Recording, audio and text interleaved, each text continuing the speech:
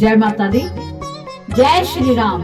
आज हम भगवान श्री राम की महिमा जो श्री रामचरितमानस में तुलसीदास और वाल्मीकि जी द्वारा बड़े ही सुंदर रूप में बखान की गई है, तो आज हम रामचरितमानस के अयोध्या कांड का श्रवण करेंगे। हमने पिछले में श्रवण किया कि कैसे भगवान राम के जाने के बाद राजा दशरथ बेहाल हो जाते हैं और उनकी चिंता में वो अपने प्राण त्याग देते हैं और भरत और शत्रुघ्न अपनी नंसार से वापस आते हैं। और जब कैकेयी का पता चलता है कि कैकेयी द्वारा किस प्रकार भगवान राम को वनवास में भेजा गया, क्या क्या उन दिनों में अयोध्या में हुआ जिससे राजा दशरथ ने अपने प्राण त्यागे हैं, तो भरत और शत्रुघ्न बड़े दुखी होते हैं। तो आगे हम श्रवण करते हैं कि उसके बाद क्या हुआ। तो चलो भगवान श्री राम की विशेष महिमा श्री रामचरितमानस के अयोध्या कांड को श्रवण करें। राम विरोधी हृदय ते प्रगट कीन्ही विधि मोहे, मोह समान को पात की बात कहूं कुछ तोहे। विधाता ने मुझे श्री राम जी से विरोध करने वाले तेरे हृदय से उत्पन्न किया।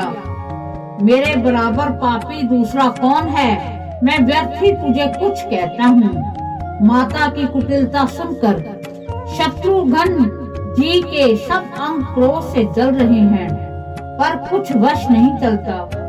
उसी समय भांति भांति के कपड़ों और गहनों से सजकर मंथरा वहां आई। उसे सजी देखकर लक्ष्मण के छोटे भाई शत्रुघ्न जी क्रोध में भर गए, मानो जलती हुई आग को घी की आहुति मिल गई हो। उन्होंने जोर से तक कर ऊबड़ पर एक लात जमा दी। वह चिल्लाती हुई मुंह के बल जमीन पर गिर पड़ी। उसका ऊबड़ फूट गया, कपाल फूट गया, दांत फूट गए और मुंह से खून बहने लगा। हाय देव, मैंने क्या बिगाड़ा है, जो भला करते बुरा फल पाया है। उसकी यह बात सुनकर और उसे नख से शिका तक दुष्ट जानकर शत्रुघ्न जी झोटा पकड़ पकड़ कर उसे घसीटने लगे। तब दयानिधि भरत जी ने उसको छुड़ा दिया और दोनों भाई कौशल्या जी के पास गए। कौशल्या जी मैले वस्त्र पहने हैं, चेहरे का रंग बदला हुआ है, व्याकुल हो रही हैं, दुख के बोझ से शरीर सूख गया है।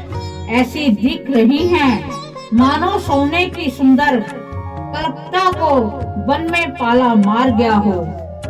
भरत को देखते ही माता कौशल्या उठ दौड़ी, पर चक्कर आ जाने से मूर्छित होकर पृथ्वी पर गिर पड़ी। यह देखते ही भरत जी बड़े व्याकुल हो गए और शरीर की सुख भुलाकर चरणों में गिर पड़े। फिर बोले, माता पिताजी कहाँ है, उन्हें दिखा दें। सीता जी तथा मेरे दोनों भाई श्री राम लक्ष्मण कहाँ हैं, उन्हें दिखा दे। कैकेयी जगत में क्यों जन्मी, और यदि जन्मी हो तो फिर बांझ क्यों ना हुई, जिसने कुल के कलंक, अपयश के भांडे और प्रिय जनों के द्रोही मुझ जैसे पुत्र को उत्पन्न किया।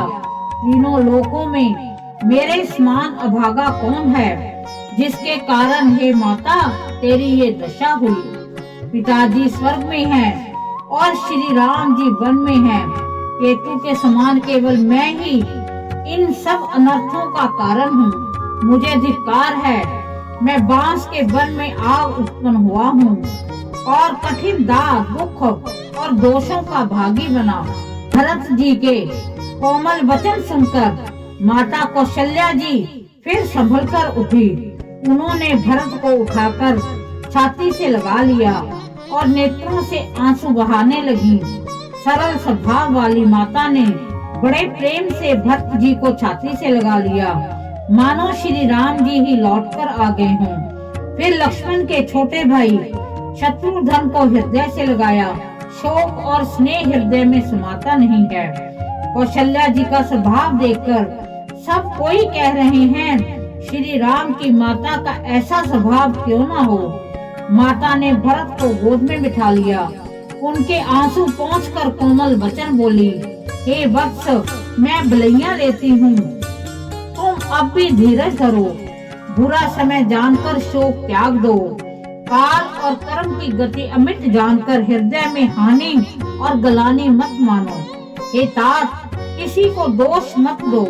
विधाता मुझको सब प्रकार से उल्टा हो गया है, जो इतने दुख पर भी मुझे जिला रहा है। अब भी कौन जानता है उसे क्या भा रहा है।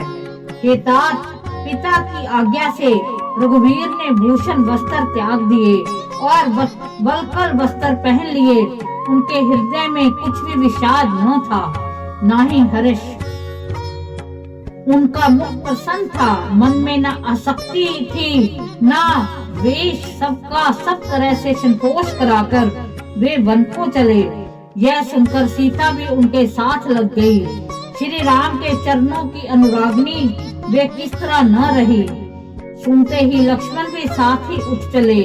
श्री रघुनाथ ने उन्हें रोकने के बहुत यत्न किए, पर वह न रहे। तब श्री रघुनाथ जी सबको सिर नवाकर सीता और छोटे भाई लक्ष्मण को साथ लेकर चले गए। श्री राम, लक्ष्मण और सीता वन को चले गए। मैं ना तो साथ ही गई और ना ही अपने प्राण ही उनके साथ भेजे। ये सब इन्हीं आंखों के सामने हुआ, तो भी अभागे जीव ने शरीर नहीं छोड़ा। अपने स्नेह की और देखकर मुझे लाज भी नहीं आती। राम सरीखे पुत्र की मैं माता, जीना और मरना तो राजा ने खूब जाना। मेरा हृदय तो सैकड़ों वज्रों के समान कठोर है। कौशल्या जी के वचनों को सुनकर भरत सहित सारा रण निवास व्याकुल होकर विलाप करने लगा। राजमहल मानो शोक का निवास बन गया। भरत शत्रुघ्न दोनों भाई विकल होकर विलाप करने लगे। तब कौशल्या ने उनको हृदय से लगा लिया। अनेक प्रकार से भरत जी को समझाया और बहुत सी विवेक भरी बातें उन्हें कहकर सुनाई। भरत जी ने भी सब माताओं को पुराण और वेदों की सुंदर कथाएं कहकर समझाया। दोनों हाथ जोड़कर भक्त जी छल रहित पवित्र और सीधी सुंदर वाणी बोले। जो पाप माता पिता और पुत्र के मारने से होते हैं, और जो गौशाला और ब्राह्मणों के नगर जलाने से होते हैं, जो पाप स्त्री और बालक की हत्या करने से होते हैं, और जो मित्र और राजा को जहर देने से होते हैं, कर्म वचन मन से होने वाले जितने पातक और उपपातक हैं, जिनको कभी लोग कहते हैं, हे विधाता, यदि इस काम में मेरा मत हो तो हे माता, वह सब पाप मुझे लगे। जो लोग श्री हरि और शंकर जी के चरणों को छोड़कर भयानक भूत प्रेतों को भजते हैं, हे माता, यदि इसमें मेरा मत हो तो विधाता मुझे उनकी गति दे। जो लोग वेदों को बेचते हैं, धर्म की दू लेते हैं, चुगलखोर हैं, दूसरों के पापों को कह देते हैं, जो कपटी हैं, कुटिल हैं, कलह प्रिय हैं, क्रोधी हैं, तथा जो वेदों की निंदा करने वाले और विश्व भर के विरोधी हैं, जो लोभी हैं, लंपट हैं, लालचियों का आचरण करने वाले हैं, जो पराये धन और पराई स्त्री की ताक में रहते हैं, हे जननी, यदि इस काम में मेरी संपत्ति हो तो उनकी भयानक गति को पाऊं। जिनका सत्संग में प्रेम नहीं है, जो अभागे परमार्थ के मार्ग में विमुख हैं, जो मनुष्य शरीर पाकर श्री हरि का भजन नहीं करते, जिनको हरि हर का सुवश नहीं सुहाता, जो वेद मार्ग को छोड़कर वाम मार्ग पर चलते हैं, जो ठग हैं और वेश बनाकर जगत को छलते हैं, हे माता, यदि मैं इस भेद को जानता भी हूँ तो शंकर जी मुझे उन लोगों की गति दे। माता कौशल्या जी भरत जी के स्वाभाविक ही सच्चे और सरल वचनों को सुनकर कहने लगी कि हे तात, तुम तो मन वचन और शरीर से सदा ही श्री रामचंद्र जी के प्यारे हो। श्री राम तुम्हारे प्राणों से भी बढ़कर प्राण है। तुम भी श्री रघुनाथ जी के प्राणों से भी अधिक प्यारे हो।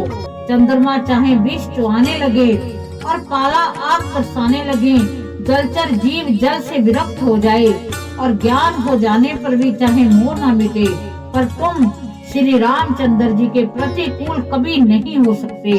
इसमें तुम्हारी सम्मति है। जगत में जो कोई ऐसा कहते हैं वे स्वप्न में भी सुख और शुभ गति नहीं पावेंगे। ऐसा कहकर माता कौशल्या ने भक्त को हृदय से लगा लिया। उनके स्तनों से दूध बहने लगा और नेत्रों में प्रेम अश्रुओं का जल छा गया। इस प्रकार बहुत विलाप करते हुए सारी रात बैठे ही बैठे बीत गई। तब वामदेव जी और वशिष्ठ जी आए। उन्होंने सब मंत्रियों और महाजनों को बुलवाया। फिर मुनि वशिष्ठ जी ने परमार्थ के सुंदर समय अनुकूल वचन कहकर बहुत प्रकार से भरत जी को उपदेश दिया। वशिष्ठ जी ने कहा कि हे तात, हृदय में धीरज धरो। आज जिस कार्य के करने का अवसर है उसे करो। गुरु जी के वचन सुनकर भरत जी उठे। उन्होंने सब तैयारी करने के लिए कहा। वेदों में बताई हुई विधि से राजा की देह को स्नान कराया गया और परम विचित्र विमान बनाया गया। भरत जी ने सब माताओं को चरण पकड़कर रखा। वे रानियां भी दर्शन की अभिलाषा से रह गईं। चंदन और अगर के तथा और भी अनेकों प्रकार के अपार कपूर, गुग्गल, केसर आदि सुगंधों द्रव्यों के बहुत से बोझ आए। सरयू के तट पर सुंदर चिता रचकर बनाई गई, मानो ऐसे मालूम होती थी मानो स्वर्ग की सुंदर सीढ़ी हो। इस प्रकार सब दाह क्रिया की गई। सबने विधि पूर्वक स्नान करके तिलांजलि दी। फिर वेद स्मृति प्राण सबका मत निश्चय करके उसके अनुसार भरत जी ने पिता का 10 गात्र विधान किया। मुनि श्रेष्ठ वशिष्ठ जी ने जहाँ जैसी आज्ञा दी वहाँ भरत जी ने सब वैसा ही हजारों प्रकारों से किया। शुद्ध हो जाने पर सब दान दिए। गोए तथा घोड़े, हाथी आदि अनेक प्रकार की सवारियां, सिंहासन, गहने, कपड़े, अन्न, पृथ्वी, धन और मकान भरत जी ने दिए। भूदेव ब्राह्मण दान पाकर परिपूर्ण काम हो गए। पिताजी के लिए भक्त ने जैसे करने की वह लाखों मुखों से भी वर्णन नहीं की जा सकती। तब शुभ दिन छोड़कर श्रेष्ठ मुनि वशिष्ठ जी आए और उन्होंने मंत्रियों तथा सब महाजनों को बुलवाया। सब लोग राजसभा में जाकर बैठ गए। तब मुनि ने भरत जी और शत्रुघ्न जी दोनों भाइयों को बुलवा भेजा। भरत जी को वशिष्ठ जी ने अपने पास बैठा लिया और नीति और धर्म से भरे हुए वचन कहे। पहले तो कैकेयी ने जैसे कुटिल करनी की थी, श्रेष्ठ मुनि वह सारी कथा कही। फिर राजा के धर्म, व्रत और सत्य की सराहना की, जिन्होंने शरीर त्याग कर प्रेम को निभाया। श्री रामचंद्र जी के गुण, शील और स्वभाव का वर्णन करते करते तो मुनि राज के नेत्रों में जल भर आया और वह शरीर से पुलकित हो गए। फिर लक्ष्मण जी और सीता जी के प्रेम की बढ़ाई करते हुए ज्ञानी मुनि शोक और स्नेह में मगन हो गए। मुनि नाथ ने बिलख कर कहा कि हे भरत सुनो, भाभी बड़ी बलवान है। हानि, लाभ, जीवन, मरण और यश अपयश ये सब विधाता के हाथ हैं। ऐसा विचार कर किसे दोष दिया जाए और व्यर्थ किस पर क्रोध किया जाए। हे तात, मन में विचार करो। राजा दशरथ सोच करने के योग्य नहीं है। सोच उस ब्राह्मण का करना चाहिए जो वेद नहीं जानता, जो अपना धर्म छोड़कर विषय भोग में ही लीन रहता है। उस राजा का सोच करना चाहिए जो नीति नहीं जानता, जिसको प्रजा प्राणों के समान प्यारी नहीं है। उस वैश्य का सोच करना चाहिए जो धनवान होकर भी कंजूस है और जो अतिथि सत्कार तथा शिवजी की भक्ति करने में कुशल नहीं है। उस शूद्र का सोच करना चाहिए जो ब्राह्मणों का अपमान करने वाला, बहुत बोलने वाला, मान बढ़ाई चाहने वाला, ज्ञान का घमंड रखने वाला है। उन्हें उस स्त्री का सोच करना चाहिए जो पति को छलने वाली, कुटिल, क्लय प्रिय और स्वेच्छाचारिणी है। उस ब्रह्मचारी का सोच करना चाहिए जो अपने ब्रह्मचार्य व्रत को छोड़ देता है और गुरु की आज्ञा के अनुसार नहीं चलता। उस गृहस्थ का सोच करना चाहिए जो मोहवश कर्म मार्ग का त्याग कर देता है। उस सन्यासी का सोच करना चाहिए जो दुनिया के प्रपंच में फंसा हुआ है, ज्ञान वैराग्य से हीन है। वानप्रस्थ वही सोच करने योग्य है जिसको तपस्या छोड़कर भोग अच्छे लगते हैं। सोच उसका करना चाहिए जो चुगलखोर है, बिना ही कारण क्रोध करने वाला है तथा माता पिता गुरु एवं भाई बंधुओं के साथ विरोध रखने वाला है। सब प्रकार से उसका सोच करना चाहिए जो दूसरों का अनिष्ट करता है, अपने ही शरीर का पोषण करता है और बड़ा भारी निर्दयी है। और वह तो सभी प्रकार से सोच करने योग्य है जो छल छोड़कर हरि का भक्त नहीं होता।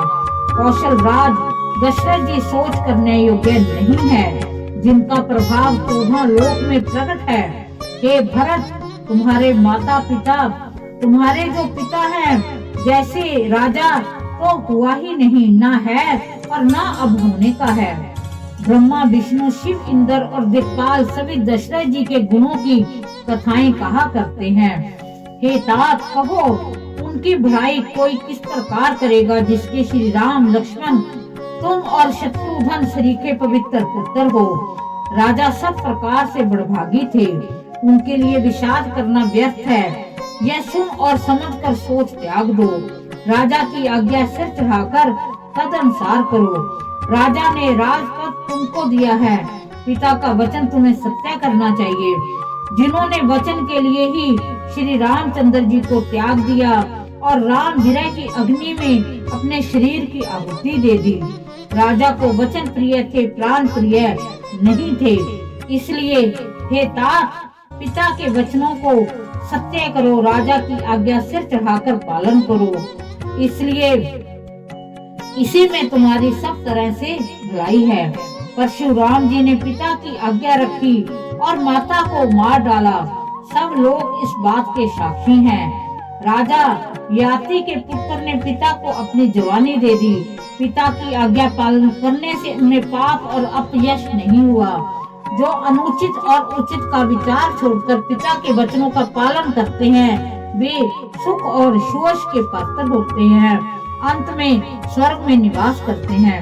राजा का वचन अवश्य सत्य करो, शोक को त्याग दो और प्रजा का पालन करो। ऐसा करने से स्वर्ग में राजा संतोष पाएंगे और तुमको पुण्य और सुंदर यश मिलेगा, दोष नहीं लगेगा। यह वेद में प्रसिद्ध है और सभी शास्त्रों के द्वारा सम्मत है। पिता जिसको दे वही राज तिलक पाता है। इसलिए तुम राज्य करो, ग्लानि का त्याग कर दो, मेरे वचन को हित समझकर मानो। इस बात को सुनकर श्री रामचंद्र जी और जानकी जी सुख पाएंगे। कोई पंडित इसे अनुचित नहीं कहेगा। कौशल्या जी आदि तुम्हारी सब माताएं भी प्रजा के सुख में सुखी होंगी। जो तुम्हारे और श्री रामचंद्र जी के श्रेष्ठ संबंध को जान लेगा, वह सभी प्रकार से तुमसे भला मानेगा। श्री रामचंद्र के लौट आने पर राज्य उन्हें सौंप देना और सुंदर स्नेह से उनकी सेवा करना। मंत्री हाथ जोड़कर कह रहे हैं, गुरु जी की आज्ञा का अवश्य ही पालन कीजिए। श्री रघुनाथ जी के लौट आने पर जैसा उचित हो तब फिर वैसा ही कीजिएगा। कौशल्या जी भी धीरज धरकर कह रही हैं, हे पुत्र, गुरु जी की आज्ञा तथ्य रूप है, उसका आदर करना चाहिए और हित मानकर उसका पालन करना चाहिए। काल की गति को जानकर विषाद का त्याग कर देना चाहिए। श्री रघुनाथ जी वन में हैं, महाराज स्वर्ग का राज्य करने चले गए और हे तात, तुम इस प्रकार कातर हो रहे हो। हे पुत्र, कुटुंब, प्रजा, मंत्री, सब माताओं के सबके एक तुम ही सहारे हो। विधाता को प्रतिकूल और काल को कठोर देखकर धीरज धरो। माता तुम्हारी बलिहारी जाती है। गुरु की आज्ञा को सिर चढ़ाकर उसी के अनुसार कार्य करो और प्रजा का पालन कर कुटुंबियों का दुख हरो। भरत जी ने गुरु के वचनों और मंत्रियों के अभिनंदन को सुना, जो इनके हृदय के लिए मानो चंदन के समान थे। फिर उन्होंने शील, स्नेह और सरलता के रस से सनी हुई माता कौशल्या की कोमल वाणी सुनी। सरलता के रस में सनी हुई माता की वाणी को सुनकर भरत जी व्याकुल हो गए। उनके नेत्र कमल जल आंसू बहाकर हृदय के विरह रूपी नवीन अंकुर को सींचने लगे। नेत्रों के आंसुओं ने उनके वियोग दुख को बहुत ही बढ़ाकर उन्हें अत्यंत व्याकुल कर दिया। उनकी वह दशा देखकर उस समय सबको अपने शरीर की सुध भूल गई। तुलसीदास जी कहते हैं, स्वाभाविक प्रेम की सीमा श्री भरत जी की सब लोग आदर पूर्वक सराहना करने लगे। धैर्य की धुरी को धारण करने वाले भरत जी धीरज धरकर कमल के समान हाथों को जोड़कर वचनों को मानो अमृत में डुबोकर सबको उचित उत्तर देने लगे। भरतु कमल पर जोर धीर, धुरंधर धीर धरी, वचन अमियो जनि बोरि दे, उचित उत्तर सभी। इस प्रकार हमने भगवान श्री राम की विशेष महिमा श्री रामचरितमानस के अयोध्या कांड के उस प्रसंग को श्रवण किया, जिसमें भरत जी कौशल्या जी के पास जाते हैं और कैसे कौशल्या जी उन्हें प्रेम से अपने गले से लगाती हैं और सारी रात उनको आपस में बातें करते हो जाती है। और वो अपनी भरत कहते हैं कि अगर मेरे द्वारा ऐसा हुआ हो तो कोई भी ऐसा पाप जो किसी को पूरा व्याकुल कर दे, वही सारे पाप मुझे लग जाए। पर हे माँ, मुझे नहीं पता कि कैकेयी ने ऐसा क्यों किया। तो माँ कौशल्या बड़े धीरज से कहती हैं कि मुझे पता है कि तुम तो श्री रामचंद्र जी को मुझसे भी अधिक प्यार करते हो। उसके बाद में मुनि वशिष्ठ जी द्वारा कहने पर उन्होंने राजा दशरथ जी का जो अंतिम संस्कार था वो किया। उसके बाद राजा दशरथ जी के संस्कार के बाद मुनि वशिष्ठ ने शत्रुघ्न और भरत जी को राजमहल में बुलाकर उनको शिक्षा दी और उन्हें कहा कि राजा दशरथ हर प्रकार से निपुण थे, उनके लिए शोक करना नहीं चाहिए। और आपको जो राजा दशरथ ने अपने अपने वचन के लिए अपने पुत्र को त्याग दिया और अपने पुत्र को त्यागने पर उन्होंने देह को त्याग दिया। उनका जो वचन था कि आपको राज पाठ मिले, आपको राज गद्दी मिले, आपको राज सिंहासन मिले, तो आपको वो सिंहासन लेना चाहिए। उस पर माँ कौशल्या भी अपनी सहमति देती हैं। तो जो भरत हैं वो सब कुछ सुन रहे हैं। हम अगले जो प्रसंग में श्रवण करेंगे कि भरत उन बातों का क्या उत्तर देते हैं। तो बड़ा सुंदर हमने प्रसंग सुना। हम भगवान श्री राम से प्रार्थना करते हैं कि हे रघुनाथ, हम सब पर अपनी कृपा दृष्टि बनाए रखें। हम पर आपका पूर्ण रूप से आशीर्वाद होना चाहिए। अगर हमसे इस पाठ में कोई गलती हो गई है उसे वो क्षमा करे। और हमने इस प्रसंग में जो भरत का प्यार, जो उनका दुलार देखा है, ऐसे ही हम चाहते हैं कि हमारे घरों में भी भाई बहनों का ऐसा ही प्यार हो। तो इसी के साथ एक बार हम फिर भगवान श्री राम के चरणों में, माँ सीता जी के चरणों में, गुरु वशिष्ठ जी के चरणों में कोटि कोटि नमन करते हैं, उनसे आशीर्वाद मांगते हैं। जय माता दी, जय श्री राम।